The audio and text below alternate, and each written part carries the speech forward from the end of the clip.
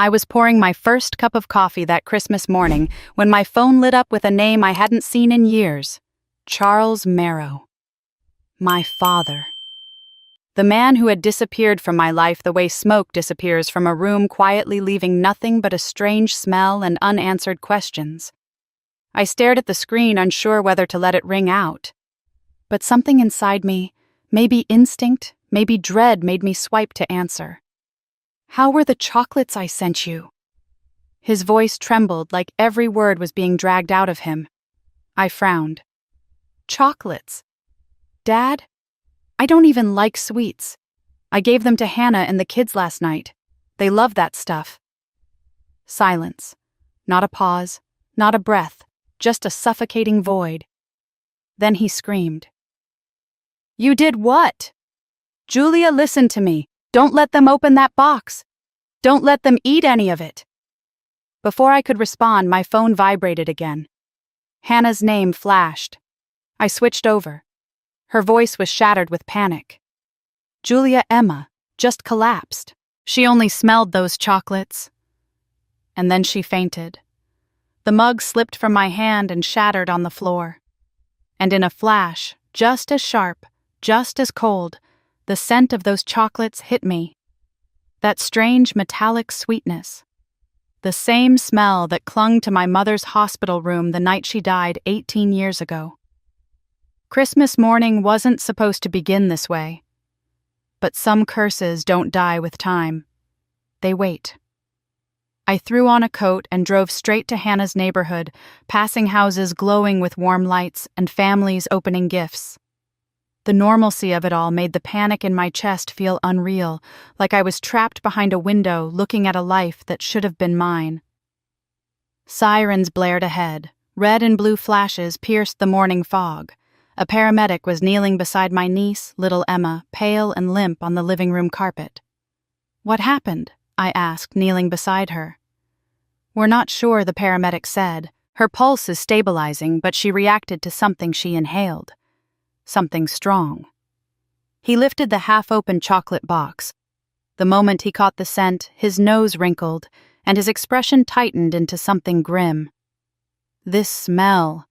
I've only come across it once," he murmured. "At Hearthline Hospital." My stomach dropped. Hearthline. The place where my mother, Margaret Marrow, had taken her last breath. The place that had haunted my nightmares since I was 14. My father's voice echoed in my mind. "Don't trust anyone from that hospital." I swallowed hard and followed the paramedics as they rushed Emma out the door. A cold wind swept through the entryway and brushed against the back of my neck. I turned. A gray SUV was parked across the street. Engine off, windows tinted, watching. I stepped closer for a better look just as the vehicle pulled away in a slow, deliberate glide, as if taunting me. At the hospital, Hannah paced the waiting room like a caged animal. Her husband held her shoulders, trying to keep her upright. "She's awake," a nurse finally said. Weak, but awake. And it wasn't food poisoning. What was it, I asked? "A biological reaction," the nurse replied, "to something inhaled." Her eyes drifted toward the chocolate box I still held in my hands, and for a moment, just a moment, fear flickered across her face. She quickly masked it with professional calm. "You look familiar," she whispered. "I've never met you," I said. "No, not you." Margaret. My mother's name hit me like a blow. The nurse stepped away before I could ask anything else, disappearing behind a shifting line of curtains. Why did that scent follow me everywhere? Why did strangers keep saying I looked like her? And why did my father sound like a man running from death itself? My phone rang again. "Dad? Is she okay?" he asked, breathless. "She's alive." "Dad, what was in that box?" "It wasn't meant for you," he said.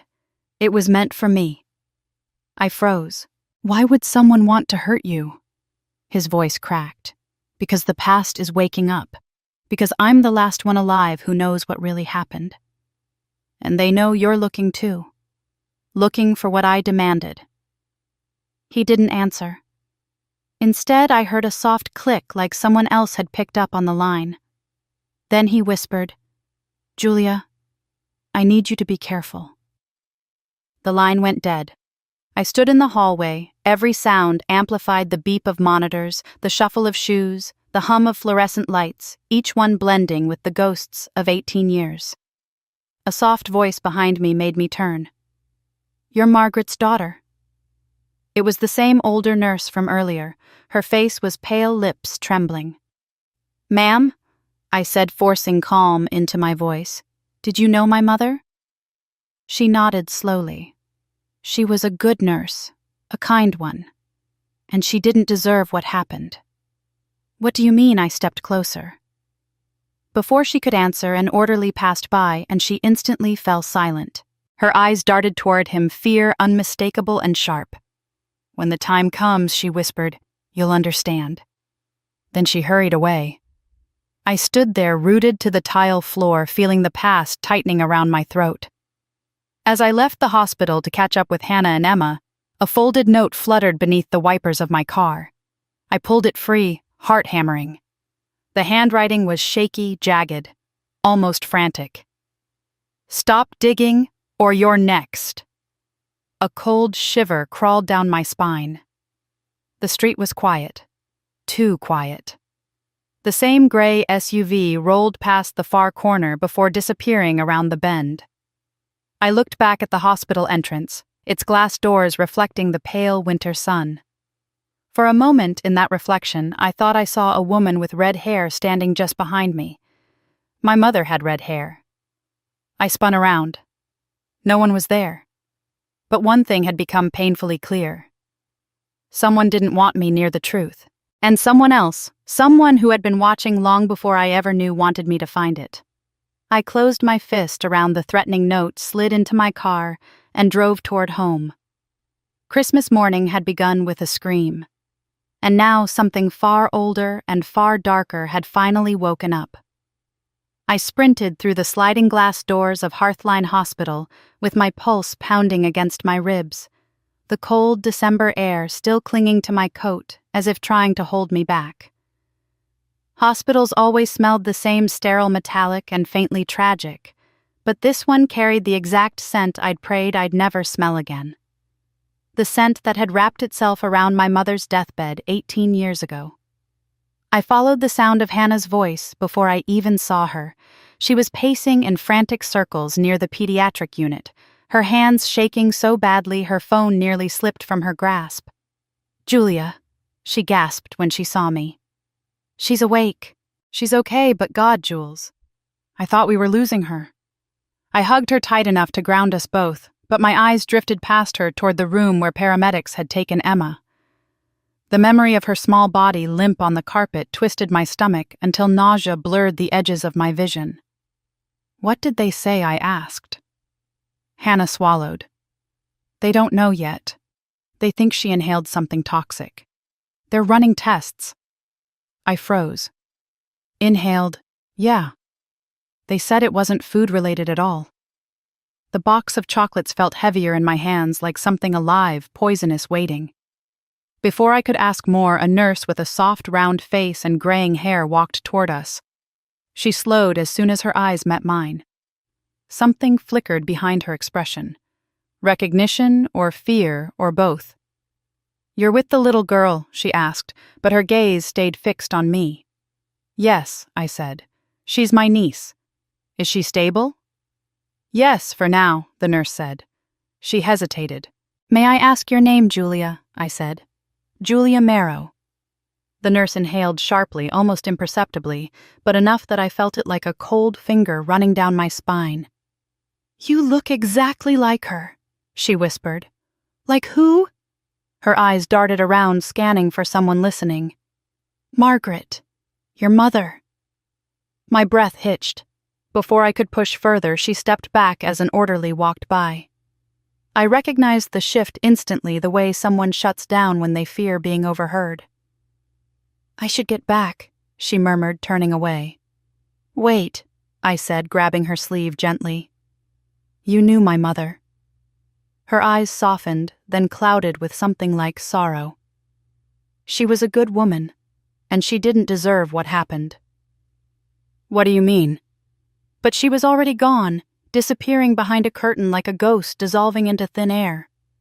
The hospital suddenly felt too bright, too loud, too full of secrets. My phone vibrated in my hand. Dad! I hesitated before answering, still hearing his earlier panic as if it were echoing down these hallways. Is she all right? He asked, breathless. She's stable, I said. But Dad, what was in that box? He exhaled shakily. It wasn't meant for you. You said that. But why? Why would someone want to hurt you? Silence stretched across the line. Then, in a voice so low I had to press the phone hard against my ear, he said, Because the past is waking up. Because I'm the last one alive who knows what really happened. What happened? I demanded. His voice cracked. Julia, I need you to be careful. Before I could say another word, another faint sound crackled on the line. A second connection. A soft click someone had joined the call. Dad. Who's there? I whispered. My father's breath hitched, and then the line went dead. I tried calling back, but it rang once and went straight to voicemail. My pulse stuttered with dread. I shoved the phone into my pocket and walked back toward Emma's room, but every muscle in my body felt wired alert to every shadow, every movement, every breath. The paramedics were finishing their tests when I returned. One of them handed me the chocolate box. Where did this come from? He asked. My father sent it, I said. He sniffed the opened wrapper and grimaced. I've only come across this scent one other time, at Hearthline years ago. Whatever it is, it's not chocolate. His words froze the air between us. Hannah overheard him and grabbed my arm. Julia, what does he mean, I don't know? I said. But I did know. Deep inside, I knew exactly what he meant. The smell wasn't unfamiliar.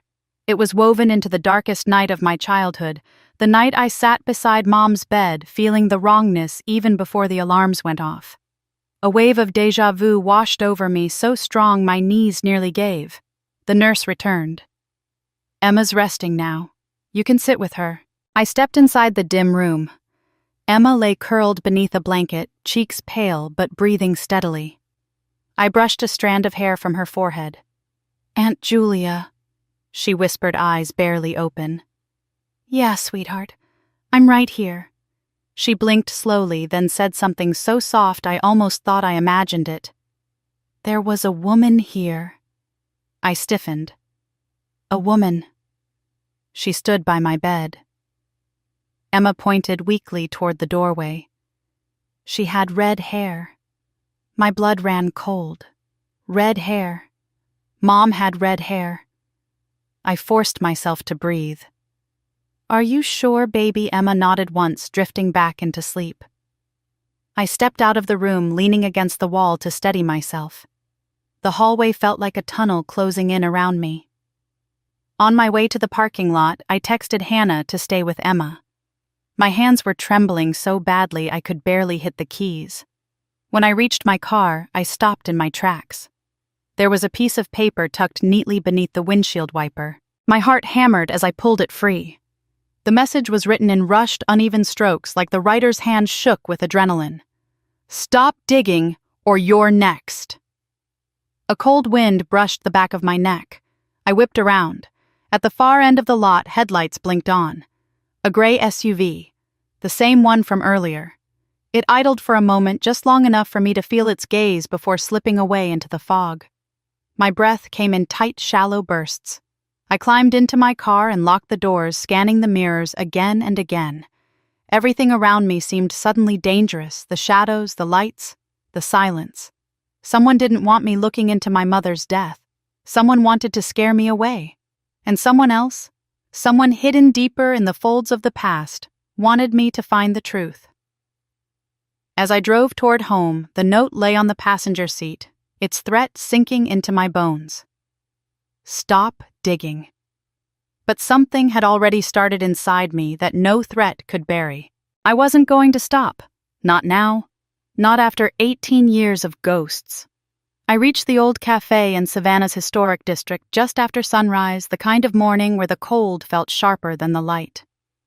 The windows were fogged from the heater inside, glowing gold against the blue-gray dawn. For a moment, I stood outside watching the silhouette of an older woman seated alone in the far corner. She didn't sip her tea. She didn't look at the door. She simply waited, as if she had known the exact second I'd arrive. When I stepped inside, the bell on the door chimed softly. She lifted her head. Her eyes met mine immediately, not with surprise, but with the solemn certainty of someone seeing a prophecy fulfilled. "You walk like her," she said as I approached. "Margaret, your mother." Her voice hit me like someone had opened a window in my chest, letting the cold rush straight in. No one had spoken my mother's name with that kind of tenderness in 18 years. "Are you Evelyn Harrow?" I asked, though I already knew. The woman nodded. Her hands trembled only slightly as she motioned for me to sit. I slid into the booth across from her, my heartbeat drumming so loudly I wondered if she could hear it. "I used to work with your mother," Evelyn said. "She trusted me." And I failed her. I stared at her, unsure how to respond. The guilt on her face looked older than her wrinkles. "She left something behind," Evelyn continued. "Something meant only for you." From the bag beside her feet, she pulled out a worn manila folder sealed with yellowed tape. She placed it between us as though she were laying down evidence of a crime. I hesitated before opening it. Inside were several torn sheets of lined paper, fragile at the edges, the ink faded with time. But the handwriting was unmistakably hers. Neat, deliberate, with the slight rightward tilt I used to imitate as a child. My breath caught. "These are—" I couldn't finish. "They're pages from your mother's diary," Evelyn said softly. "Pages someone ripped out the night she died." My fingers curled around the edges of the first page. Who would tear pages from a dying woman's diary? Who would even know where to find it? The first entry was dated just 2 days before her death. "Someone is watching me." The words were underlined twice. My pulse spiked. "I don't understand," I whispered. Was she paranoid? Or was someone actually— She wasn't imagining it, Evelyn interrupted. "I saw the woman too." A chill slid down my spine. The woman Evelyn nodded. She stood in the parking lot during night shifts, leaned against her car and stared at the entrance. Sometimes she followed Margaret all the way to her own car. When Margaret confronted her, she didn't speak, just stared with these empty, furious eyes. I swallowed. Who was she? Evelyn hesitated, then reached into the folder and withdrew a small photograph. She placed it in my hand. A woman with hollow cheeks, tired eyes, and dark circles stared back at me. Her grief clung to her like a second skin. Her name was Lorraine Pike, Evelyn said. "That's the LP your mother wrote about." My throat dried. Why would she follow my mother? Because she believed Margaret killed her daughter. The cafe suddenly felt too small, too warm, too suffocating. What I whispered. "A girl died during a night shift," Evelyn said. "A 7-year-old named Marley Pike. Lorraine blamed your mother." "But Margaret, she tried to save that child. She tried so hard." The words punched through me. I looked down at the diary pages, hands trembling. The next entry was messier, as if written in panic. Equipment malfunction. Medication misplaced. Something isn't right. If anything happens to me, tell Julia about LP. My name written in my mother's hand almost sent me reeling. She knew something, I said. Something bigger than a child's death. "She did," Evelyn replied, eyes glossy. "And those who caused it knew she knew." I studied the lines again, noticing for the first time the way the ink had bled slightly near the bottom, as if a drop of water or a tear had fallen on it. "When did you get these?" I asked. "Years ago. Margaret gave me a key to her locker 3 days before she died. I didn't know what I'd find. I didn't know I'd find pages missing from her diary months later. Evelyn's voice cracked. I kept them hidden because I was terrified. But you should have them. What made you reach out now? I asked. Evelyn looked over my shoulder toward the fogged window. Because someone else came looking before you. Another chill deeper than the first slid up my spine. What do you mean, a man came to my door 10 days ago? She whispered. He said he was an old friend of Margaret's, but he asked questions only someone from the hospital's administrative office would know.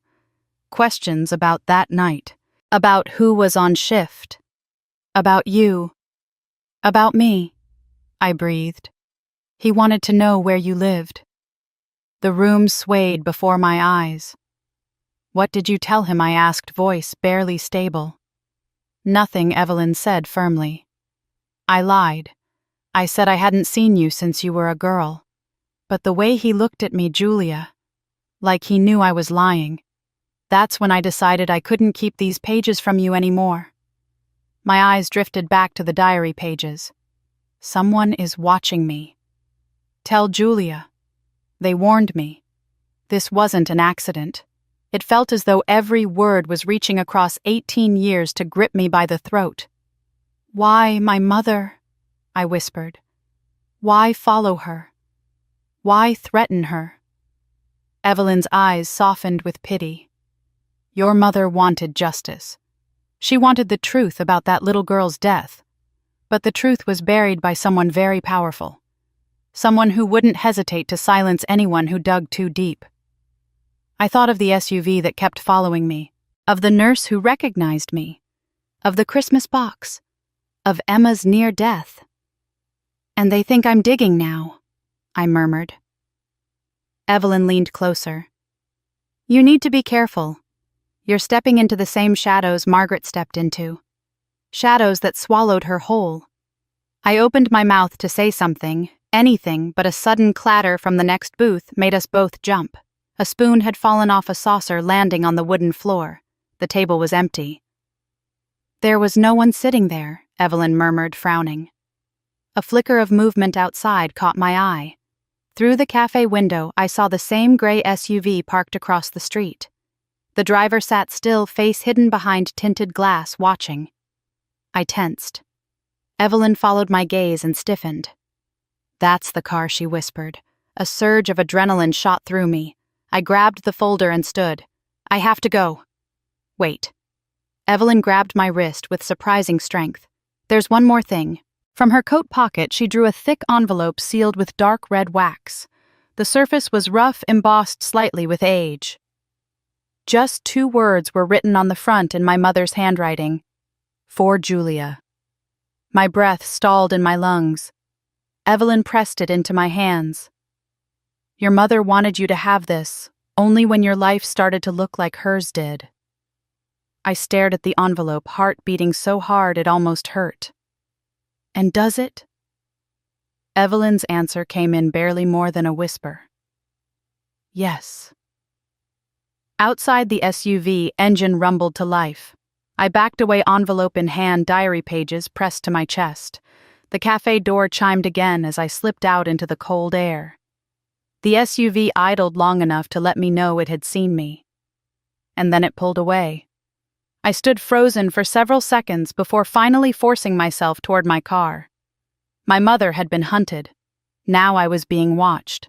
And for the first time in 18 years, I understood why she had written my name among the last words she ever penned. The truth hadn't died with her.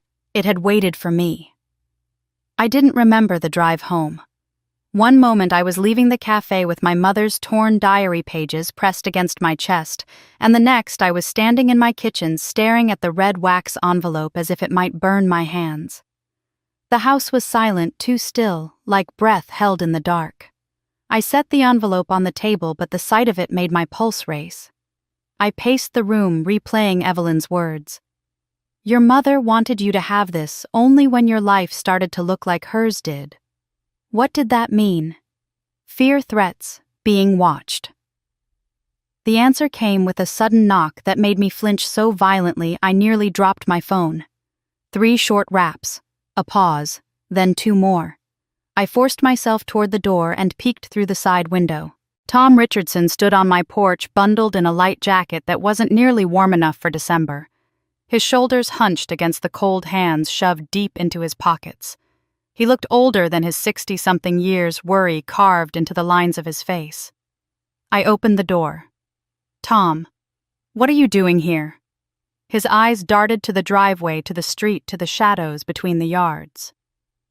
"We need to talk," he whispered. "Right now. About what your mother." The way he said it, quiet, urgent, terrified, made every nerve in my body tighten. I stepped aside and he slipped into the house like someone slipping into church to confess.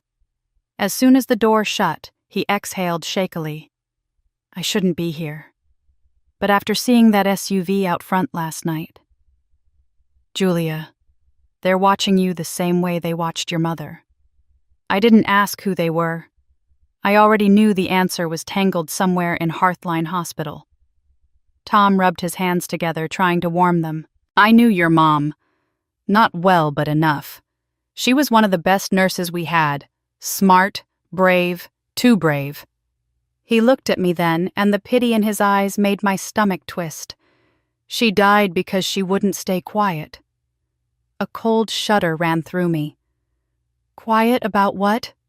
"About what happened to that little girl." His voice cracked. "About how the records were altered. About how someone switched her medication dosage the night she died." I swallowed hard. "Who did it?" Tom hesitated. His jaw clenched. His gaze dropped to the floor. "The same man who nearly ended up killing your mother." Before I could press him, he reached into his pocket and pulled out a folded slip of paper. "This is what I came to give you," he said, handing it to me. I kept it all these years. I unfolded the paper carefully. A handwritten evening roster. Nurses, staff on call. One name circled in red pen. Dr. Rowan Hale, attending physician. My breath stalled. He was there. "He was always there," Tom whispered. "Even when he wasn't supposed to be." Before I could speak, headlights flashed across the living room wall. Both of us turned sharply. A gray SUV rolled down the street, slowing as it reached my driveway. My throat closed. Tom grabbed my arm. "We have to move. Now." I crossed to the window, watching the SUV glide to a stop. The engine idled, exhaust rising in pale streams. A dark silhouette sat behind the wheel. "He followed me," Tom muttered. I knew he would. I tugged him toward the back door. "Let's go out through the yard." But before we could take a step, there was a crack like stone hitting pavement. Tom yanked me down just as something smashed through the front window, scattering glass across the hardwood. "Get down," he hissed. We crawled behind the sofa, breath shallow. My heart hammered in my throat as I peeked through the shattered window's frame. The SUV door had opened. A tall man stepped out, his figure obscured by the glare of the street lamp. He wore a long coat, dark, heavy. The wind caught the edges of it, snapping it like a flag. "Who is that?" I whispered. Tom didn't answer. His silence was answer enough. He grabbed my wrist. "Julia, listen. You can't stay here. You're already in too deep." "What does he want?" "He wants to finish what he started," Tom whispered. "And he won't stop this time." Before I could speak, another sound split the air. Footsteps, fast, coming around the side of the house. Tom's eyes went wide. "Run!" I didn't think. I just grabbed the diary pages, shoved them into my coat, and bolted through the kitchen toward the back door. Tom followed close behind, but as he reached the threshold, a shadow blocked the exit. The same shadow I'd seen in the hospital reflection. In the parking lot. Watching. The figure lunged. Tom shouted, "Go, Julia! Go!" I stumbled back, watching in horror as Tom swung blindly and missed. The figure grabbed him by the collar and slammed him into the wooden deck rail. The wood cracked under the force. "Stop!" I screamed. But the figure didn't stop. Tom choked, gasping for breath. The attacker's arm was braced across his throat, pinning him hard. "Let him go," I shouted, but my voice shook. The figure didn't speak, didn't look at me, didn't react at all. Something cold and primal coiled inside my chest. I grabbed the nearest thing within reach, an old garden shovel leaning against the siding, and swung. It connected with a dull thud against the attacker's back. He flinched only slightly. But it was enough. Tom slid from his grip, wheezing body shaking violently. The attacker turned toward me, and for the first time I saw his face half lit by the porch light. Sharp features, cold eyes that looked like they'd memorized every fear I'd ever had. I froze. He didn't come closer. He didn't need to. His voice was low, gravelly, deliberate.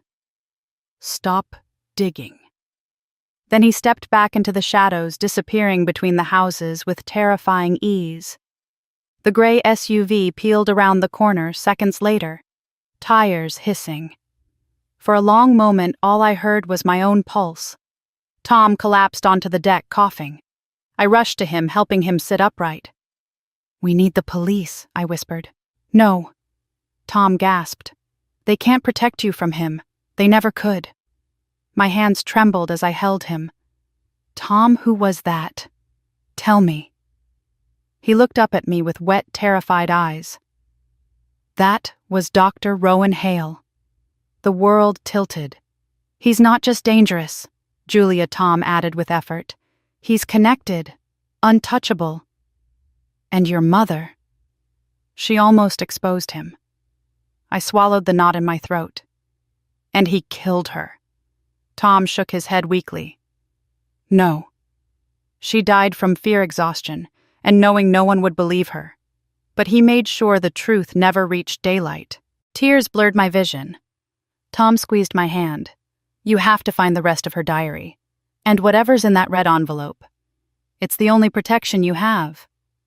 The winter wind howled through the broken window behind us, scattering glass across the floor like tiny stars. My house was no longer safe.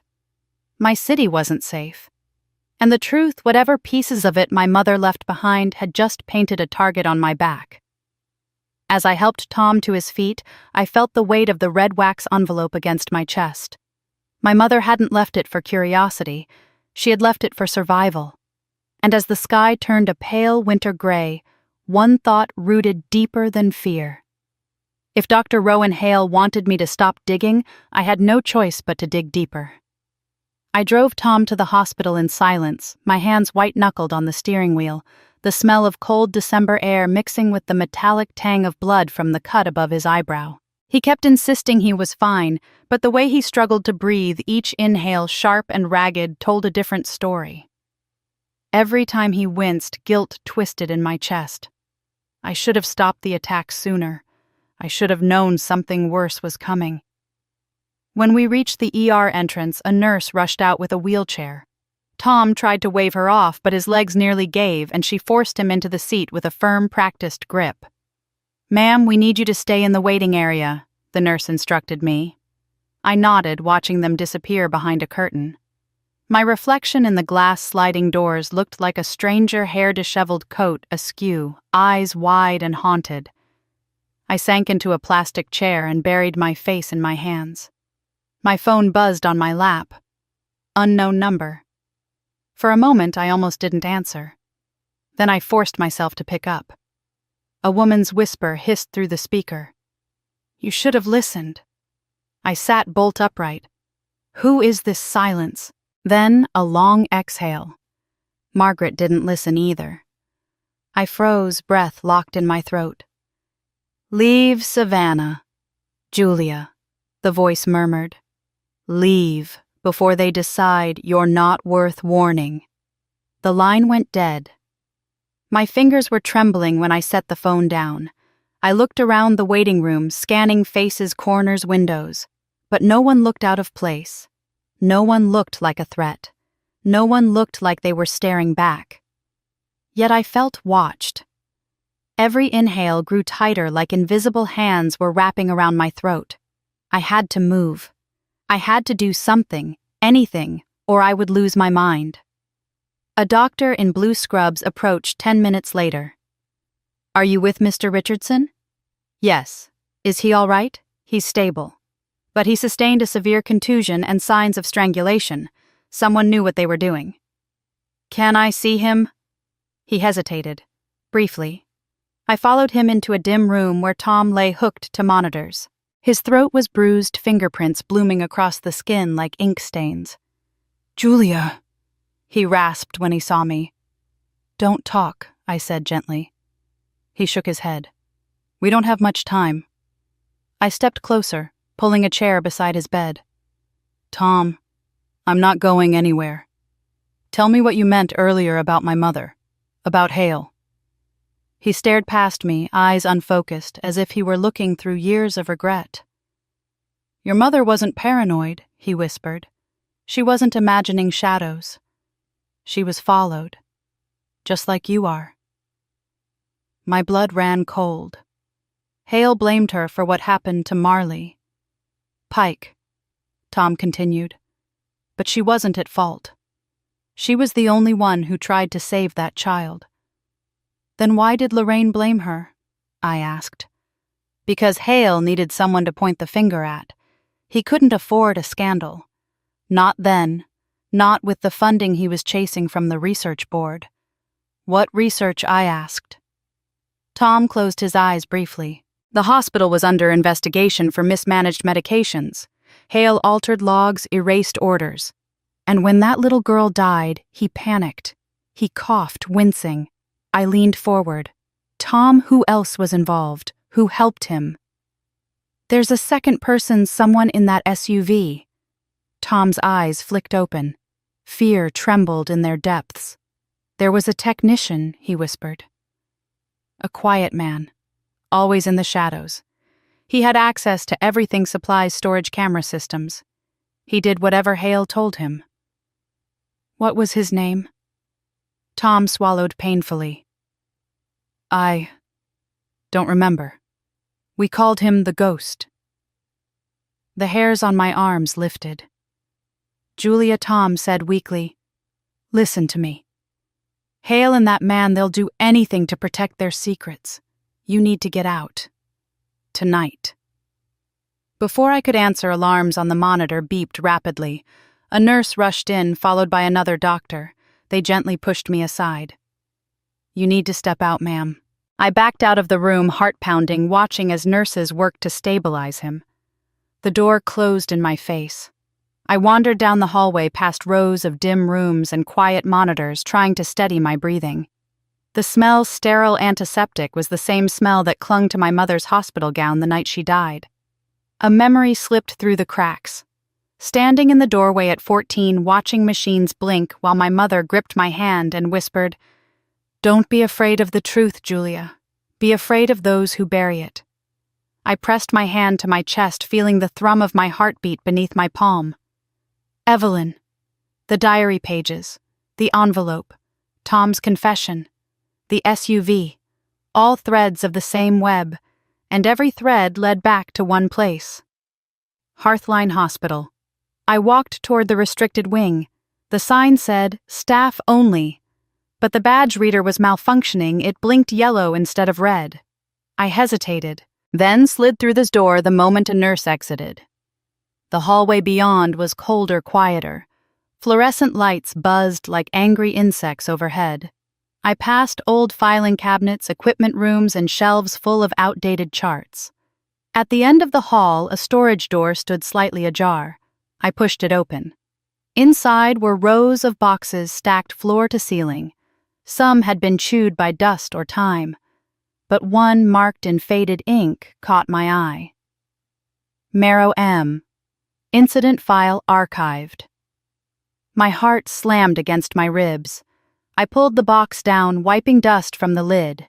Inside were a medication chart, a broken syringe cap, an incident report with my mother's name forged in a handwriting that wasn't hers, a shift rotation ledger, and buried at the bottom a small photograph. I lifted it out carefully. My mother stood in the picture, smiling faintly, holding the hand of a little girl with curly brown hair. "Marley," I breathed. The picture was dated 2 days before Marley died. I sat on the cold storage room floor as the weight of the image settled over me like a blanket soaked in ice. My mother hadn't been negligent. She hadn't been careless. She had cared. enough to get herself killed. Footsteps echoed in the hallway outside. I tensed, rising to my feet. The steps were slow, heavy, deliberate. I pressed myself against the shelving unit and peered through the crack of the door. A figure walked past. Tall, broad shoulders, black coat. He moved like he owned the silence. "Hail!" My lungs froze. He stopped in the middle of the hallway and turned his head, listening. I held my breath so long my vision blurred. After a long moment, he moved again, heading toward the exit. The sound of his footsteps faded like a retreating storm. I didn't move until the buzzing lights hummed back into dominance. When I finally slipped out of the room, I held the edges of the box tight against my chest, ignoring the tremble in my hands. Somewhere deeper inside this hospital, ghosts of the past walked freely. And now I knew one thing with terrifying clarity. To understand how my mother died, I had to follow those ghosts, even if one of them was still alive. I took one last look at the storage door before walking away. The truth wasn't buried. It was still bleeding. I sat in the glow of the street lamp outside Tom's hospital room, my hands still trembling from the sight of him being wheeled away on a stretcher. The bruises on his neck had been shaped like fingers, deliberate, controlled, efficient. Whoever attacked him wasn't some impulsive criminal. He knew exactly how to silence someone. He'd tried to silence my mother. And now he had tried to silence Tom. The doctor stepped out a few minutes later. He survived by an inch, he said. If the pressure on his trachea had lasted another few seconds. He didn't finish. He didn't have to. I nodded, unable to trust my voice. I thanked him and walked to the main corridor where fluorescent lights hummed overhead and shadows clung to corners like dark memories. A security officer approached me holding a clipboard. "Miss Marrow, we'd like to take your statement about what happened." I followed him to a small office. The walls were painted an uninviting beige, the kind that feels both sterile and suffocating. He asked for details, what I'd seen, what Tom told me the description of the attacker. He was tall, I said, broad shoulders, moved like he had military training. My throat tightened. He didn't speak, not a word. The officer scribbled notes, then asked, "Did you see the attacker's face?" "Yes," I said, "but only for a moment. Could you identify him again?" A cold rush traveled through my veins. "I think so." He slid a form across the desk. "We also checked the nearest traffic camera near your home. It was disabled minutes before the attack. Someone erased the footage." Every muscle in my body stiffened. That wasn't normal. That was planned, deliberate, professional. When the officer dismissed me, I walked the halls again, feeling the weight of someone's eyes on me. Every nurse who passed seemed wary. Every orderly who glanced my way held their stare a split second too long. My instinct screamed that I wasn't safe here, but Tom was still fighting upstairs. I needed to stay. I needed answers. I went to the ICU expecting to be allowed in. But a new nurse stood guard, her expression tense.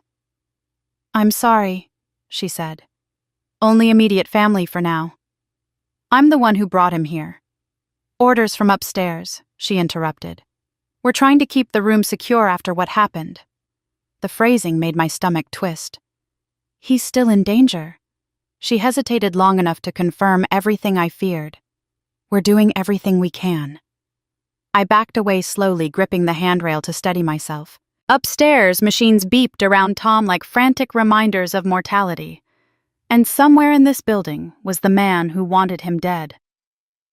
I left the ICU and headed toward the cafeteria to call Hannah. As I walked down the stairwell, I caught a flicker of movement behind me. A figure. Long coat. Gray fabric. I froze. I slowly turned. The space was empty. But when I turned again, the hair on the back of my neck stood straight. Someone was following me. I reached the cafeteria doors just as my phone buzzed. A text popped up. Unknown number. Stop chasing the past. A second message came immediately. Or you'll end like her. My mother. My lungs locked. My fingers shook around the phone. I looked around the brightly lit cafeteria, expecting to see someone watching from a corner table. But everything looked deceptively normal: parents with coffee nurses on break, a vending machine humming in the corner. But then I saw him. Standing near the emergency exit. Tall, gray coat, face half hidden beneath a pulled-down cap. He wasn't eating, wasn't talking to anyone. He was staring straight at me. The moment our eyes met, he stepped toward the exit door and disappeared into the stairwell. I didn't follow. I was terrified to, but I couldn't run forever. I needed to think. I found an empty hallway outside the cafeteria and dialed Hannah. When she answered, her voice was strained with worry. "Jules, is everything okay?" "I don't know," I whispered. "Tom was attacked, badly. He survived, but, Hannah, I think someone tried to kill him because he told me too much." "Oh my God," she breathed. "Do you think it's connected to what happened to Mom?" "I don't think," I whispered. "I know." A heavy silence filled the line. "What are you going to do?" she asked. I stared at the white hallway tiles my reflection cast faintly in their polished surface. I could see the fear in my own eyes, the uncertainty, but beneath it all the same stubborn fire I had seen in my mother's face in old photos. "I'm going to find out the truth," I said.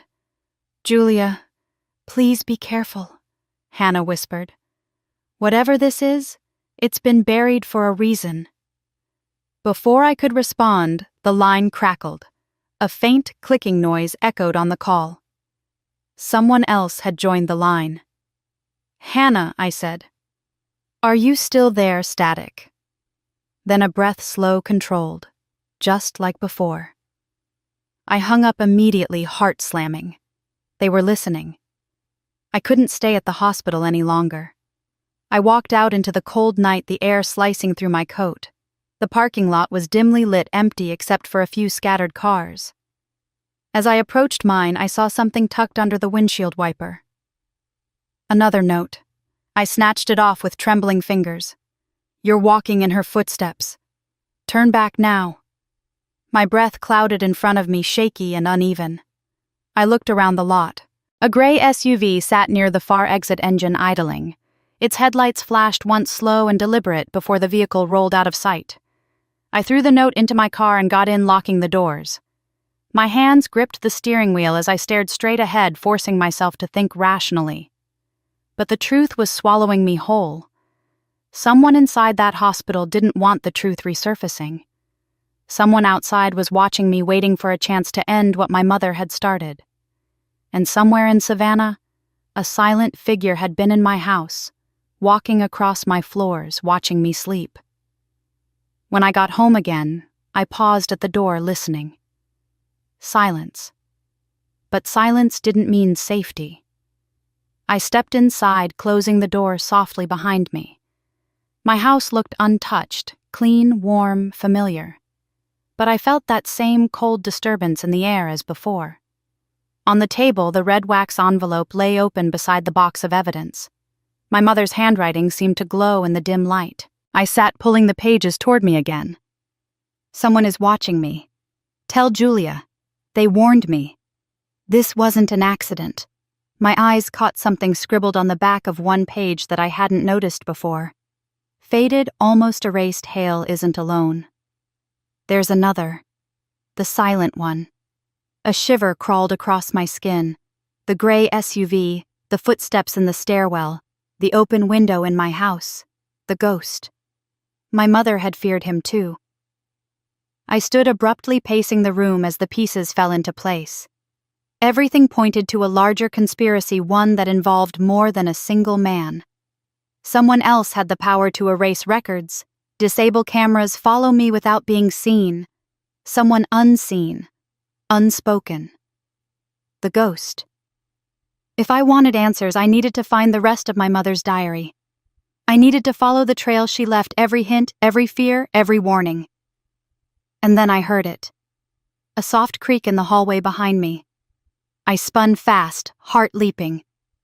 Nothing.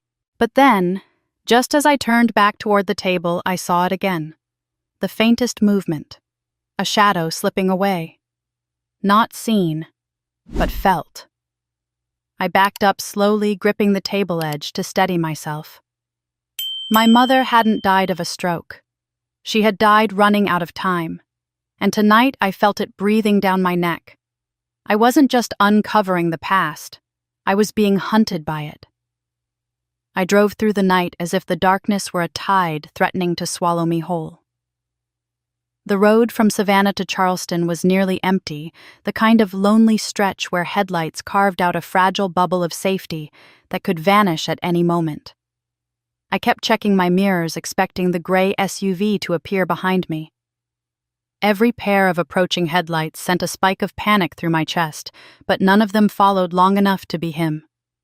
By the time Charleston's harbor lights shimmered into view, dawn was beginning to paint a pale bruise along the horizon. I parked outside Heritage Vault, the old stone bank my mother had visited in the months before she died. The building looked nothing like a bank. It was more like a fortress fortified against time and truth alike. A thick fog drifted between the street lamps, wrapping everything in a heavy, ghost-like stillness. I climbed the steps with shaking hands and pushed open the glass door. The warmth inside hit me like a wave, thick with the scent of paper ink and something metallic. I approached the marble counter where a clerk, a middle-aged man with thinning hair, sorted through a stack of forms. "Can I help you, miss?" he asked politely. I handed him the key. "I'm here to access a safety deposit box, number 123K.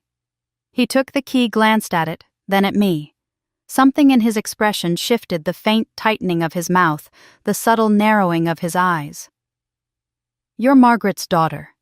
The way he said it left no room for misinterpretation. Not a question, a recognition. "Yes," I said cautiously. "She came here often, especially near the end." My pulse quickened. Did she say why?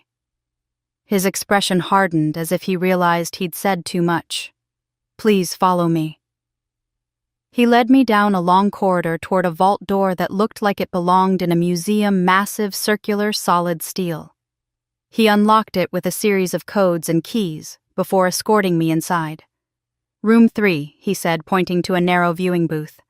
The air inside the vault felt colder, quieter, weighted.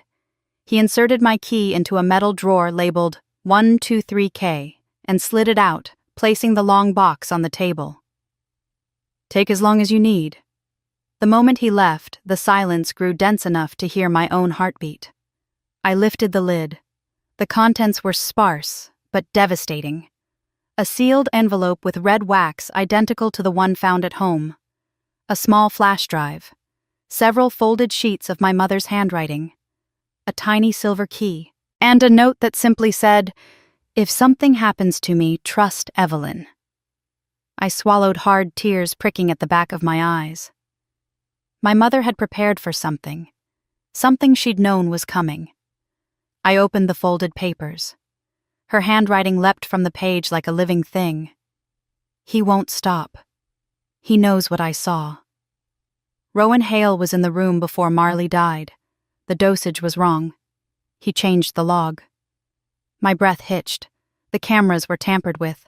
The signature on the incident report isn't mine. Someone forged it. Someone high up. A tremble passed through my fingers. They're watching me. Someone else is helping him. The ghost. Protect Julia. My throat tightened painfully as I read the final line. Locker, chapel. Only if she's ready. Locker, chapel. The small silver key glinted like it understood its purpose.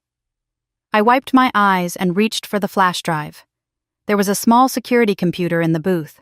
My hand hovered over the port before sliding the drive in. The screen flickered, then a video began.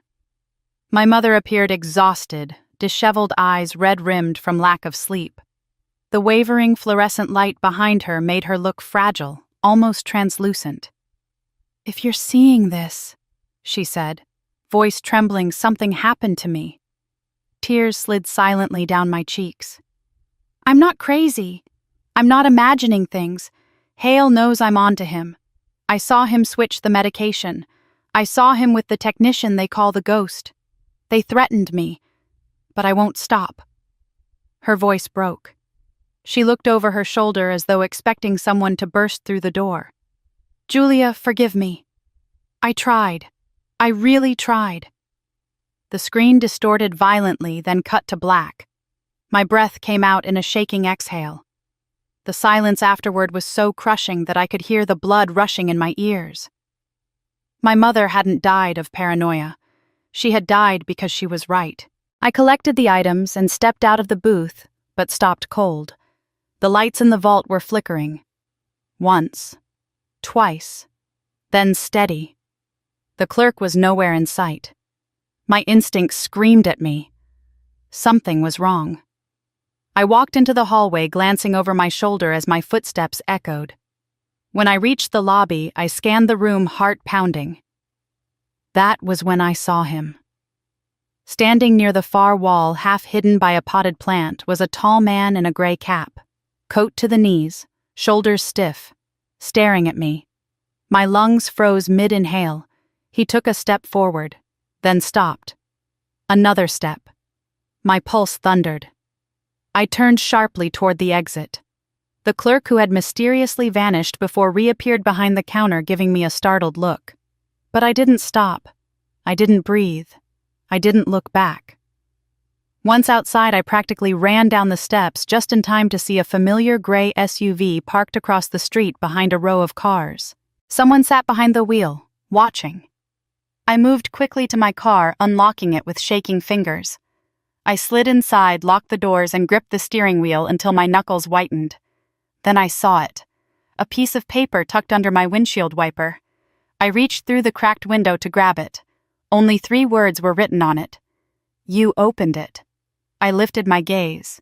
The SUV's headlights blinked once. Fury and terror crashed over me in equal measure. I shoved the note into my coat and drove off, turning sharply onto the main road. My breathing came in ragged bursts as I checked my mirrors. No SUV followed.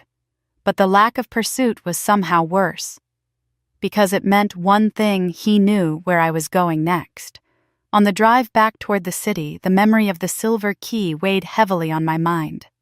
Locker, chapel, old Mariner's Chapel, a place my mother feared, a place she mentioned in her diary, a place Evelyn had warned me about. And now the key in my pocket pulsed with meaning, as if alive with my mother's final intention. I pulled over to the side of the road and turned off the engine. My hands were trembling harder now, the adrenaline wearing thin. The sky outside had turned stormy clouds, rolling low over Charleston like bruises. I reached into my pocket and pulled out the key. It was small, silver, unassuming. Yet it felt heavier than the flash drive or the diary pages. A small tag dangled from the ring, stained by time. Old Mariner's Chapel, Storage 7. Storage. Not sanctuary. Whatever she hid there wasn't spiritual. It was evidence. The kind of evidence someone like Hale would kill for. Lightning flashed in the distance, illuminating the marshes and palm shadows along the roadside. I started the engine again, the decision forming with terrifying clarity. I would go to the chapel. I had to. If my mother had risked her life to leave something for me, I couldn't turn away. But as I shifted into drive, my phone buzzed. A new message. Unknown number. "We know where you're going." For several long seconds, I stared at the glowing screen, frozen by the truth in those words. Someone had been watching me every step of the way. Someone knew the route before I took it. Someone wanted me to find what my mother left behind, or wanted to stop me just as I reached for it. Either way, the path ahead wasn't just dangerous. It was the last road my mother ever walked. And now, it was mine. The old chapel stood at the edge of Charleston's historic district, like a forgotten relic swallowed by the mist creeping in from the harbor. Lantern-style streetlights flickered along the narrow path leading to its doors, casting long shadows across the weather-worn stones. I parked beneath an ancient oak whose branches twisted overhead like the arms of something guarding the place. The building ahead was small, wooden, and aging, not abandoned, but clearly neglected. The kind of place people walked past without noticing. The kind of place someone might choose to hide a secret. I tightened my grip on the silver key and approached the entrance. The fog swirled around the chapel steps, cushioning each footfall. When I reached the doorway, I hesitated. The wood bore faint scorch marks, old but unmistakable. A sudden breeze swept past, carrying the faint scent of burning. My heart skipped. I touched the doorknob. It turned on its own. The door creaked open, letting out a groan that echoed through the empty sanctuary. My breath shivered in my chest. I stepped inside. The chapel smelled of old wood, extinguished candles, and something faintly metallic. Something familiar. The interior was dim lit only by the weak daylight filtering through stained glass windows cracked with age. Dust floated lazily in the beams of light. Rows of wooden pews stretched before me, coated with a thin layer of grime, like a second skin, and someone was sitting in the far corner. I froze. A woman hunched, head bowed. Her hair was a deep chestnut streaked with gray. She didn't move until I took a cautious step forward. Then she lifted her head, revealing eyes that looked like they'd cried more tears than they had years left to live. "You look just like her," the woman said, her voice brittle. "Margaret." My pulse jumped. "Are you Lorraine Pike?" She nodded slowly. Her presence hit me hard. This was the woman Evelyn had described. The woman in the photograph. The woman who had haunted my mother's final days. She looked smaller in person, fragile, nothing like the looming threat my mother had written about. I approached cautiously. "I didn't expect to find you here." She let out a hollow laugh. "No one expects to find the broken in God's house. But the broken always return." Her eyes scanned me, lingering on my trembling hands. "You have her strength, her stubbornness, and her fear." I swallowed. "I'm not afraid." Lorraine tilted her head. "Then you haven't seen what I've seen." Her words chilled me. I sat on the pew across from her. I read the reports, the medication logs, the fake signature. My mother wasn't responsible for Marley's death. "No," Lorraine whispered, gripping her coat tightly. "She wasn't.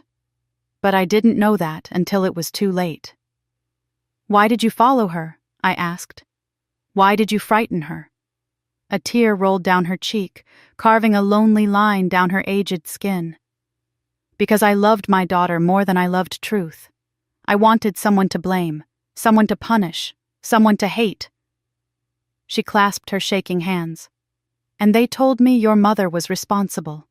They told me she was negligent. Hale told me." I felt my heart sink. Hale Lorraine nodded again. "Dr. Rowan Hale, Marley's attending physician, the one who tried his best to save her. He told me your mother gave the wrong dosage. He showed me falsified records. And I believed him." Her voice cracked like thin ice. "It was easier to hate your mother than to face the corruption eating that hospital from the inside." I exhaled, shakily, anger mixing with grief. She wasn't negligent. She died trying to expose him. "I know," Lorraine whispered. "I know now. But back then, I was blind. Hale fed me lies. He fed everyone lies. He's a monster, Julia. A monster in a white coat." Her words struck a painful chord. "What happened to you?" I asked softly. Lorraine looked at me with a haunted expression. "After Marley died, I couldn't sleep, couldn't eat. I followed your mother because she was the only thread I had. I thought if I watched her, I'd understand. But all I saw was fear. And then one night, I saw him watching her too. My breath caught. The ghost. Her eyes widened with recognition. Yes. That's what Margaret called him. The silent one. He was always a few paces behind. I saw him outside her home, outside the hospital, watching, listening, waiting. The air around us chilled. "What did he want?" I whispered. "Control," she said, "and compliance. Anyone who questioned Hale became his target." "Your mother." a nurse named Angela before her. And me. My stomach twisted. You... I confronted Hale once, Lorraine said in a hollow voice. I told him I didn't believe his story anymore. The next day, I found a dead pet on my porch. My phone was tapped. My employer received an anonymous complaint and fired me. She shook her head. He ruins people quietly, efficiently, just like he kills. Lightning cracked across the sky outside, illuminating the chapel. Lorraine flinched. I stood sensing the conversation shifting into something deeper. I came here for something my mother left, I said. A storage locker, number 7. Lorraine nodded slowly. Follow me. She led me through the side aisle toward a small door behind the pulpit. She unlocked it with a rusted key and motioned me inside. A narrow staircase descended into a basement that smelled of damp stone and long-forgotten secrets. Each step creaked beneath our weight. At the bottom was a small room with brick walls and a single metal cabinet. Lorraine opened the cabinet, revealing a row of old storage boxes. One was labeled with a 7 etched crudely on its lid. I pulled it out. My fingers trembled as I lifted the top. Inside was a stack of documents and a leather-bound notebook, the rest of my mother's diary. Beneath it were several photographs, including one that made my blood run cold. A picture of Dr. Rowan Hale standing outside my family home, his expression blank, his posture relaxed as if he belonged there. The photograph was dated 2 days before my mother died. I stared at it, my chest tightening. He was there. At my house. Lorraine swallowed. He wanted to scare her. He wanted her silence. I pulled out the diary, flipping through pages filled with my mother's careful handwriting. Some pages were frantic, others meticulous, all of them documenting her fear, her discoveries, her determination. Then something hit the door upstairs. A hollow, thunderous bang. Lorraine stiffened. He's here. My pulse exploded into panic. Who? Another bang. This one louder. The lights flickered. Lorraine grabbed my arm. We need to go. Now. We scrambled up the stairs. I clutched the diary and box against me like a lifeline. At the top, the chapel was dark except for the occasional flash of lightning illuminating the stained glass windows. And then, I saw him. A silhouette framed in the doorway. Tall, still, watching. Lorraine let out a strangled cry. It's him! He stepped forward. The wind howled, slamming the door shut behind him. The chapel plunged into darkness. In the instant before the lights went out completely, I saw the flash of something metallic in his hand. Not a weapon, a lighter. The faint click echoed through the wooden sanctuary. A flame sparked. He tossed it onto the old rug near the aisle. Within seconds, fire bloomed like a living thing, hungry, eager, deadly. Lorraine grabbed my wrist. He's going to burn it. He always said he would burn the truth.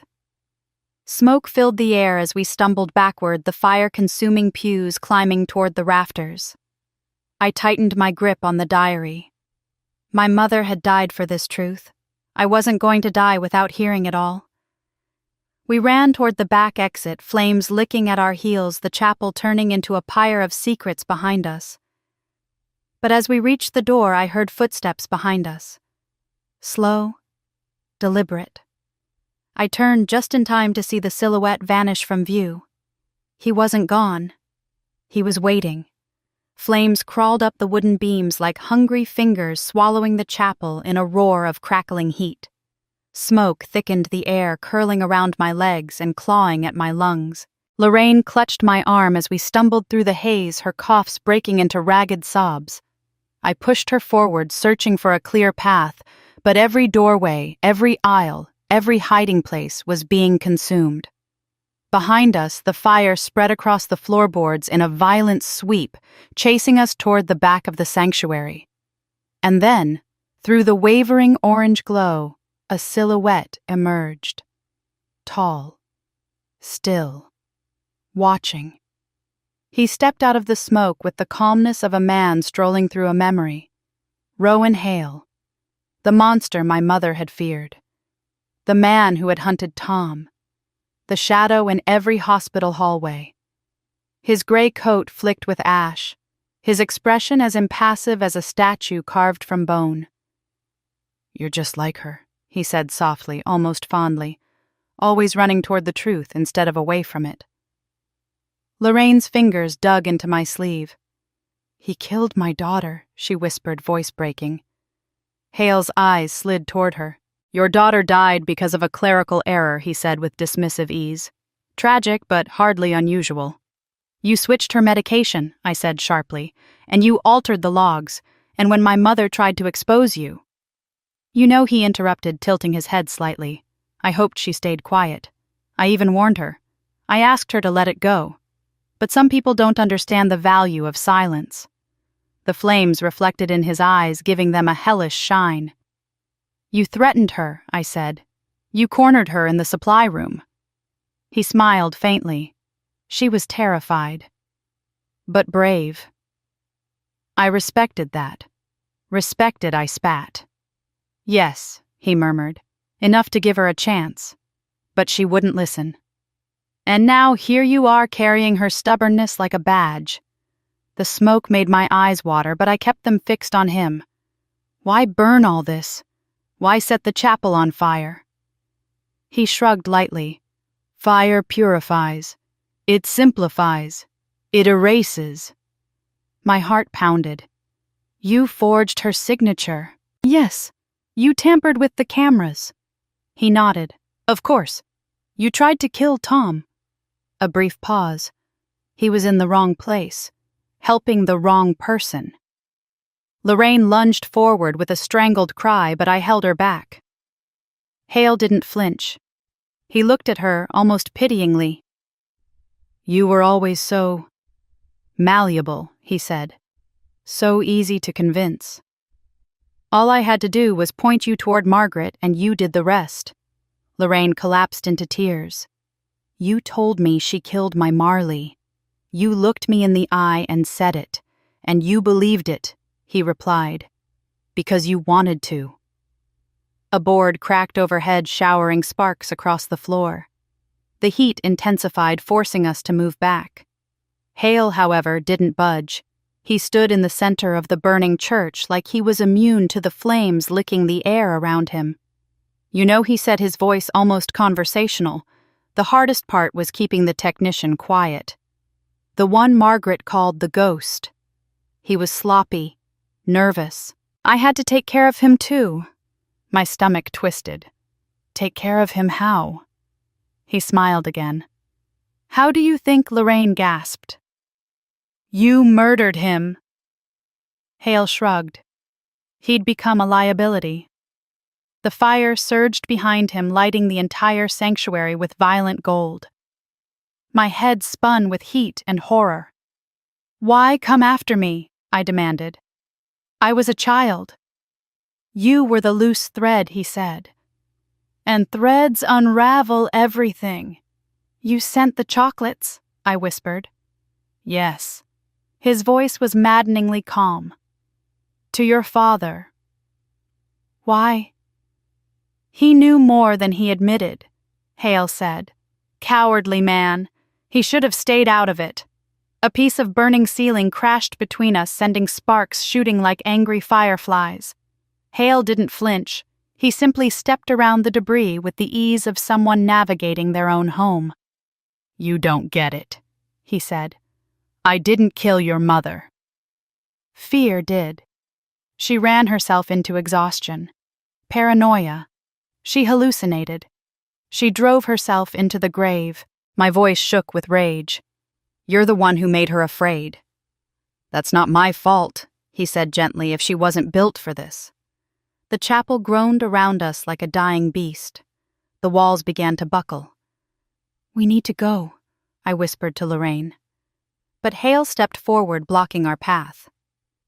"You can't leave," he said simply. "There's too much evidence in your hands. Too much in your head." Lorraine clutched my arm. "Julia, run!" Hale reached for something inside his coat. Not a weapon, not a knife. A metal canister, small familiar. A fuel accelerant. Lorraine screamed. "He's going to burn us alive." He raised it over his head, about to douse the remaining pews and trap us in a ring of fire. And then, a sound tore through the roar of flames. Glass shattering. Someone slammed into Hale from behind. He stumbled, losing his grip on the canister. It rolled across the floor and disappeared beneath the pews. I grabbed Lorraine and pulled her back as a second silhouette emerged through the smoke. Tall, broad-shouldered, but not Hale. My father. Dad. I choked, barely believing it. Charles stumbled toward me through the flames, coughing violently, one sleeve burning. He swatted at it, stamping it out as he reached us.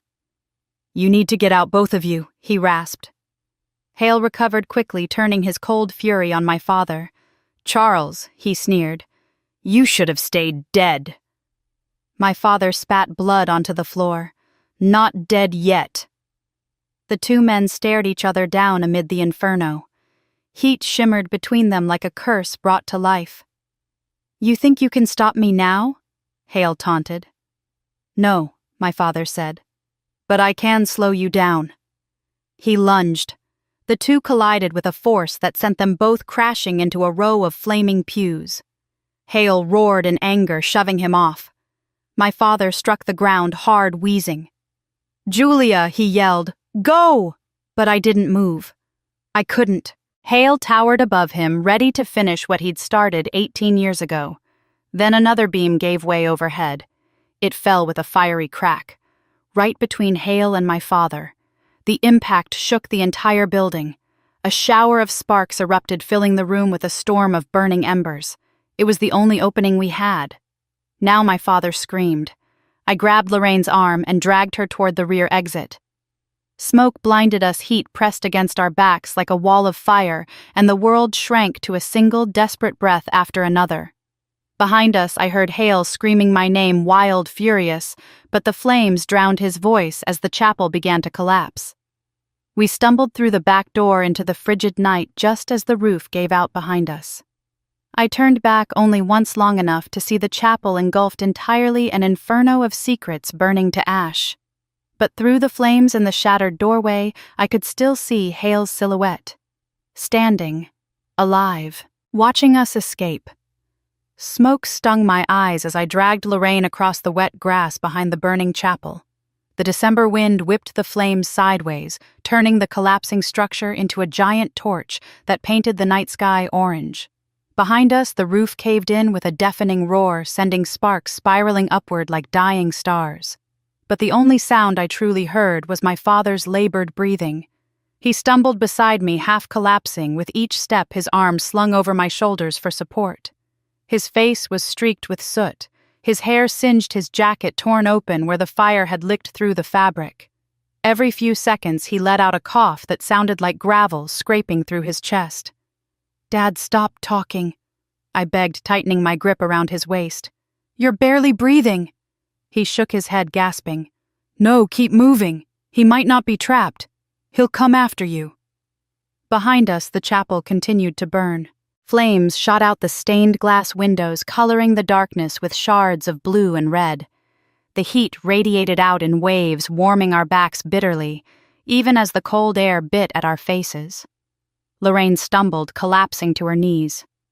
"I can't," she croaked. I turned to help her, but Dad tugged weakly at my sleeve. "Forget me, get her away. Now." His voice cracked mid-sentence, and he buckled, hitting the ground hard. "Dad!" I screamed, falling beside him. He didn't get up. The sirens were faint at first, far away, floating through the fog. But they were coming. I could hear them growing louder, closer, cutting through the chaos of fire and wind. Footsteps sounded behind us. I spun around, dread flooding my body, expecting to see Hale's monstrous silhouette rising from the flames. But it was a firefighter sprinting toward us, shouting orders to the rest of his team. 2 more emerged behind him with hoses. "We have civilians." 2 down, 1 walking, the first one yelled. He knelt by my father, checking his pulse with swift, practiced movements. "He's alive," he told me. "Weak, but he's alive." Relief slammed into me so hard I nearly collapsed. Please help him. Hale's still in there. But before I could finish, the roof collapsed a final time, sending a plume of sparks and black smoke into the air. Flames erupted across the entire structure. No one, not even Hale, could survive that. At least, that was what I prayed. Minutes blurred. Firefighters lifted Dad onto a stretcher oxygen mask pressed to his face. Lorraine clung to another paramedic, shaking violently as he wrapped a blanket around her trembling body. The wind shifted, carrying a spray of ash across the lawn. I watched the chapel burn, feeling a mix of devastation and closure. Almost everything my mother had hidden was gone now, those files, those clues, the evidence of Hale's cruelty. But I still had the diary. I still had some of the truth. And my father. I looked at him as paramedics loaded him into the ambulance. His chest rose and fell unevenly. His hands, once steady and strong, now shook. I climbed in beside him without asking. The ambulance sped down the coastal highway, sirens piercing the darkness. I held my father's hand tightly, trying to anchor him to consciousness. His eyelids fluttered. "Julia," he rasped. "I'm here," I whispered, brushing soot from his forehead. "Just rest." But he didn't listen. He tugged weakly at my hand, urging me closer. "I should have told you years ago," he whispered, his voice fragile as thin ice. "I should have told the police. I should have told everyone." He coughed violently, and the paramedic beside us leaned in to adjust the mask. "Dad, stop," I said, tears stinging my eyes. "Save your strength." "No," he insisted hoarsely. "You need to know." He lifted a trembling hand to my cheek. "Your mother didn't die because of a stroke." My throat tightened. "I know." "No," he whispered. "There's more." The paramedic shot me a warning look. He shouldn't be talking, but Dad grabbed my wrist with surprising strength. She wasn't just scared. She wasn't just hunted. He inhaled shakily. She found something. Something about Hale. Something big. What did she find? I asked, my voice barely above a whisper. He struggled for breath. A file. Real evidence, not just the medication logs. Something else.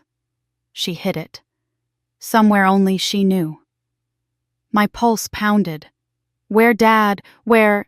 He coughed again, blood speckling the inside of the mask. His eyes rolled slightly before snapping back to mine. She told me. To protect it. But I didn't. I was too scared.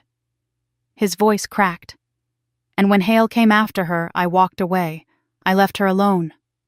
"Dad," I choked, "please." She asked me to back her up, to go to the board with her, to tell them what she found. But I didn't.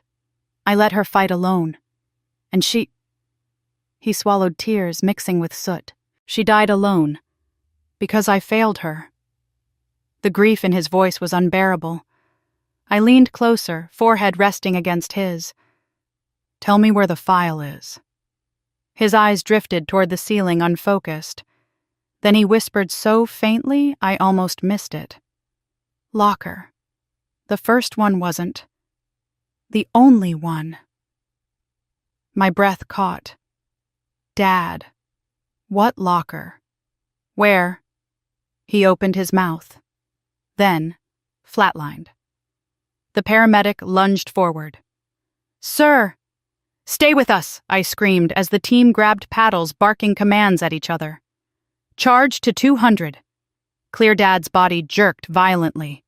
I clutched the wall of the ambulance, tears streaming down my face, my whole world collapsing into the rhythm of the heart monitor. Beep, beep, beep. Then silence. The paramedic cursed under his breath, charging again, clear another jolt, another lifeless slump, and then a weak, wavering beep filled the ambulance. Then another, then another. He was back. Barely, but back. The paramedic exhaled in relief, wiping sweat from his brow. "Ma'am, he'll make it to the hospital. But he's critical. Prepare yourself."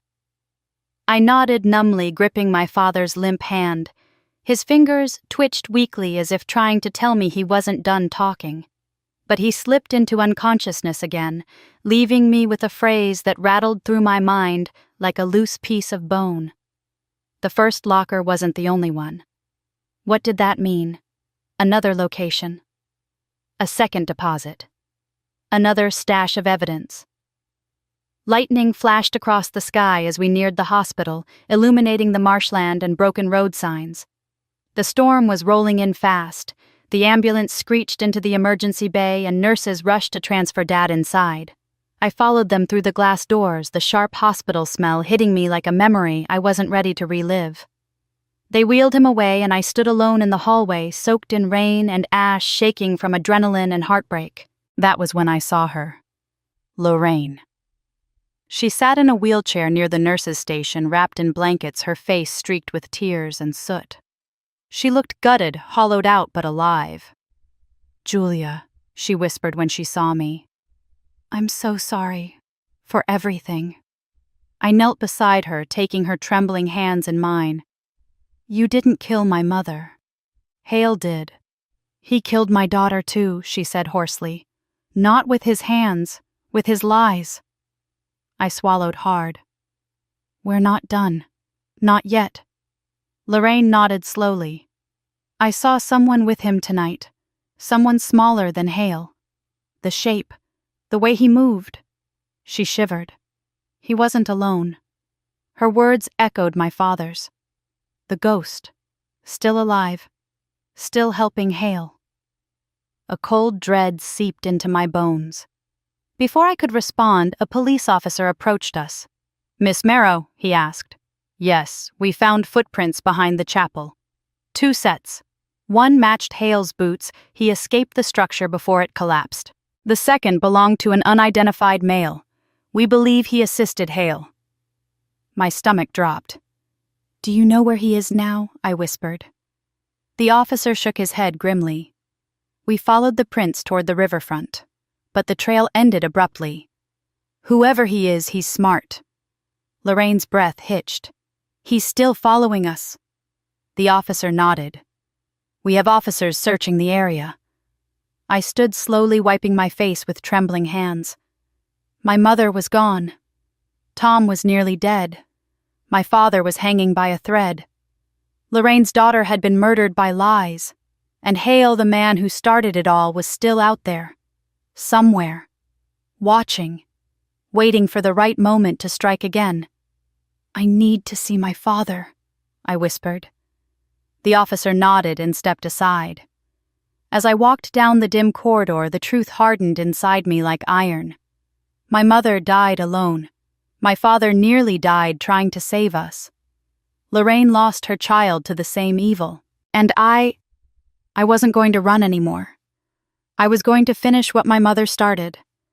Even if I had to walk straight into the dark to do it. The ICU was quieter than any place had a right to be. Machines hummed in steady rhythms, beeping like distant metronomes, guiding life back into bodies that hovered on the edge. The air smelled of antiseptic and cold metal, sterile, unforgiving. I stood in the doorway of my father's room, breath caught in my throat as I watched him lying beneath white sheets, bruised and pale beneath the harsh fluorescent lights. He looked smaller somehow, shrunken, as though the fire had burned away not just the chapel, but 15 years of weight he'd carried alone. A nurse looked up from adjusting his IV. "He's conscious," she whispered. "But weak." Her voice softened when she saw my face. "Go to him. He's been asking for you." I moved slowly to his bedside, afraid that if I blinked, he'd vanish like a ghost. His eyelids flickered, then lifted. "Julia." I took his hand. "I'm here, Dad." His fingers curled weakly around mine. "Don't hate me for what I'm about to say." A tremor ran through me. My throat tightened painfully. "Just tell me." He swallowed hard breath, rattling. "The night your mother died. I was there. I saw her fear. I saw what she'd uncovered. And I walked away." My heart clenched. "Why? Because I was a coward," he said, eyes shining with guilt. Because I thought that if I stayed silent, Hale would leave us alone. I thought I was protecting you girls. I squeezed his hand. You couldn't have known. He shook his head, a tear slipping down his soot-streaked cheek. No, I knew enough. And that's what makes it worse. He looked toward the ceiling as if searching for courage in the sterile white tiles above him. She came home that night trembling, he said. She told me about the medication logs, the cameras, the technician. She told me Hale confronted her in the supply room, told her she was digging her own grave. She wanted me to go with her to the board the next morning to stand beside her. And you didn't, I whispered. His voice cracked. I told her to stop, to let it go. I begged her, because I was terrified. Terrified we'd lose everything. I wiped my eyes, though the tears kept falling. Dad? She left the house anyway, he continued. Without me. Alone. And that was the last time I ever saw her alive. A sob tore through my chest. He closed his eyes briefly, face contorted with pain, emotional, not physical. She didn't die from a stroke. You know that now. The hospital knew she was a problem. Hale made sure she was monitored, drugged, exhausted. And you believed the lie, I whispered. I wanted to, he breathed. Because the truth meant I'd failed her. The monitor beeped steadily beside him, each sound like a pinprick in my chest. He looked at me again, eyes bloodshot and full of regret.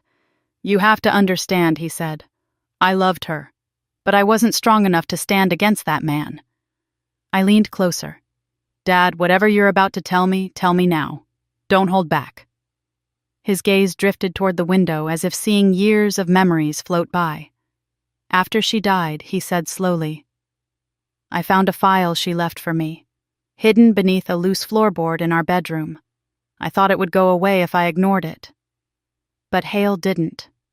He sent me threats, showed up at my work, made sure I knew he was watching. My breath trembled. What was in the file? The truth, he said, voice faint. Real evidence. The kind that could have exposed him. The kind that could have destroyed him. Where is it now? I asked, heart racing. He opened his mouth, but a sudden fit of coughing racked his body. The nurse rushed in to adjust his oxygen mask. When the episode passed, he was shaking, breath shallow. Dad, I pleaded, where is the file? The one Mom left. His hand lifted trembling and he pointed weakly toward the nightstand. In there, he whispered. I yanked open the drawer. Inside was a sealed envelope, old yellowed at the edges. My name was written on the front in my father's uneven handwriting. Before the chapel, he said, voice barely audible, I brought it with me. I was going to give it to you. But Hale... He got there first. I returned to his side. Dad, the envelope is here. But you said there was more. You said the first locker wasn't the only one. He nodded, sweat beading along his hairline. Your mother... She made copies. She didn't trust anyone. Not even me. Where I whispered. His eyes locked onto mine. There's a second location. A second locker, she told Evelyn. Not me. My breath faltered. Evelyn. He nodded, eyes fluttering. Find her. She knows where it is. The weight of that revelation sank deep into my bones. The truth wasn't gone. Not all of it. And Hale wasn't done trying to bury it. Dad's voice weakened further and he gripped my hand with surprising strength. I don't deserve your forgiveness, he said. I know that. I shook my head fiercely. I forgave you a long time ago. I just didn't know it yet.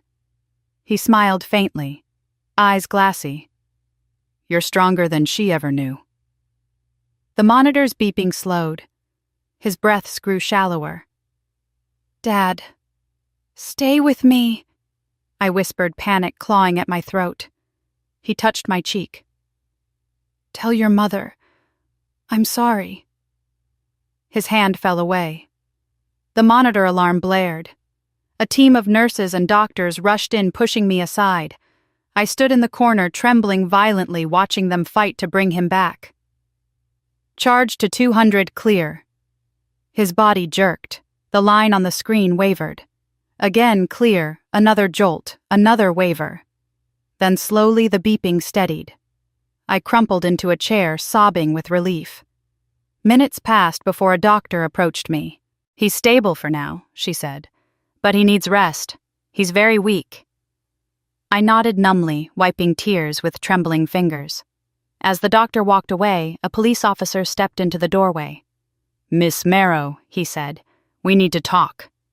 I stood gripping the envelope in my hand. "What now?" "We found something near the riverfront," he said. "Footprints from 2 men. One is confirmed to be Hale. The other, smaller build. Fast. Careful. Whoever he is, he knows how to avoid cameras." "The ghost," I whispered. The officer nodded grimly. "He helped Hale escape." My heart sank. "So he's still out there?" "Yes," the officer said, "and we have reason to believe he's watching the hospital." A chill raced through me. "Do you want an escort home?" he asked. I shook my head. "I'm not going home." "Then where are you going?" I looked down at the envelope in my hands, at the evidence my mother died to protect, and the truth my father nearly died to give me. "I'm going to finish this," I said. The officer studied me for a long moment before nodding. "Just be careful." When he left, I sat in the hallway alone, the envelope heavy in my lap. Inside was everything my mother had wanted me to know. But Evelyn had the rest, and Hale wasn't giving up. Not yet. I wiped my eyes, squared my shoulders, and rose to my feet. My mother's truth was still alive, and I was done being afraid of the dark. A week after the chapel fire, the world felt strangely quiet, as if the air itself were catching its breath. The chaos, the fear, the running, it all fell away the moment I stepped into my father's ICU room. Winter light spilled through the blinds, softening the sharp lines on his face. He looked pale, but alive, and alive was enough. He opened his eyes when he heard me. "Julia?" "I'm here," I said, sitting beside him. "You scared me." He managed a faint smile. "I scared myself." I took his hand gently, careful not to disturb the IV taped to his skin. "The doctors say you're getting stronger. They lie beautifully," he murmured. "But I'll take it." A small laugh escaped me, thin, watery, but real. I hadn't heard myself laugh in weeks.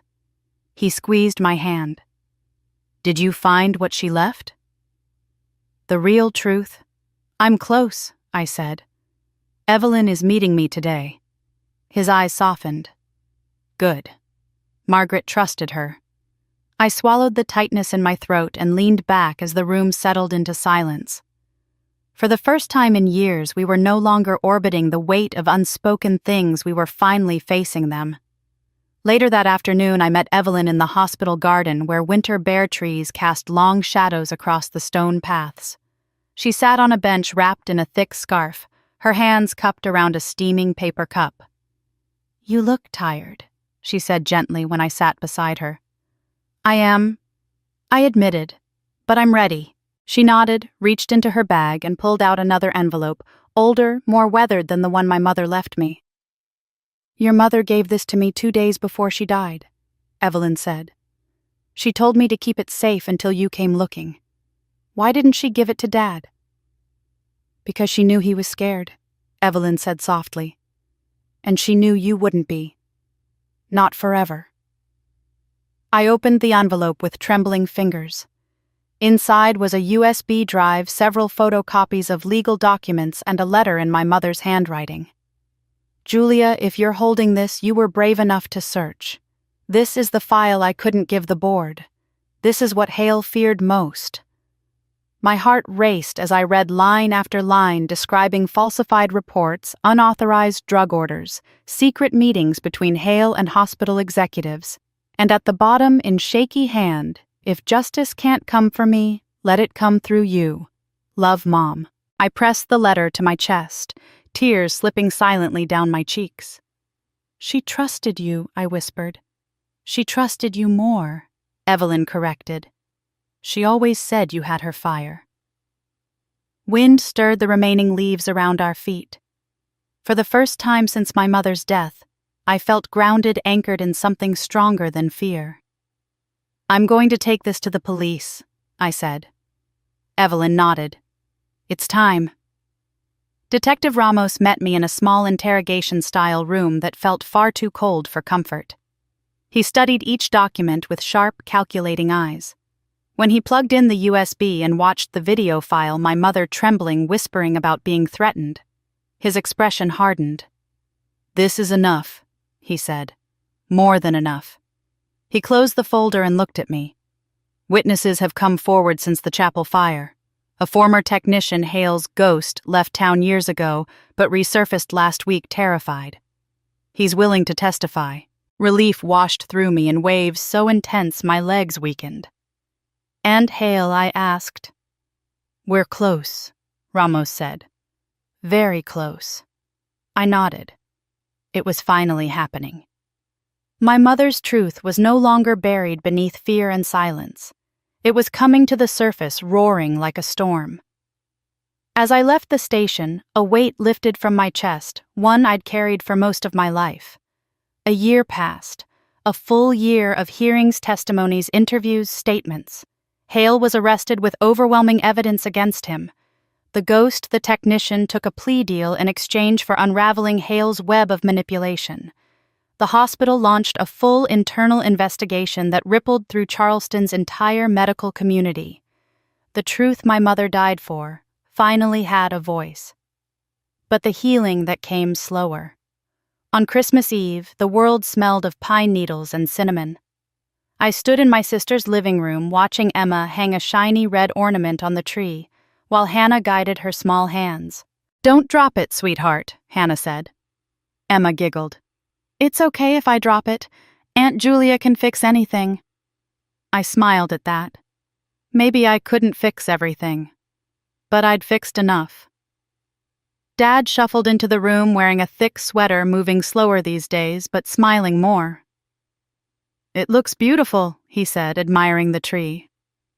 We saved you a spot, I teased, handing him a handmade wooden ornament.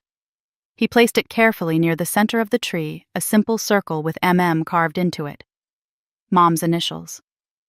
His eyes softened and he whispered, Merry Christmas, Margaret. We spent the evening with hot cocoa and quiet laughter, the kind that comes only from a family that nearly lost everything but found its way back. Later that night, after the house grew still, I sat alone in front of the tree. The lights blinked softly, reflecting off the ornaments. My mother's diary rested on my lap, the pages worn but cherished. I whispered, We did it, Mom. Outside, snowflakes began to drift their soft descent, painting the world white. For the first time since she died, I felt at peace. And if you're still here with me listening to this story unfold, I want to say something from my heart. If you've ever carried a family secret, or lived buried under someone else's lies, if you've ever tried to heal from something you didn't deserve, or if you've ever lost someone to silence, I hope my journey reminded you that truth is worth fighting for. Tell me in the comments, have you ever uncovered something hidden in your family, or forgiven someone who hurt you deeply? I'd love to hear your story. And if you want more stories about real pain, real justice, and real healing, stay with me on this channel. Like this video, share it with someone who needs it, and subscribe so you don't miss what comes next. Sometimes the truth sleeps for years, but when it wakes, it can set you free.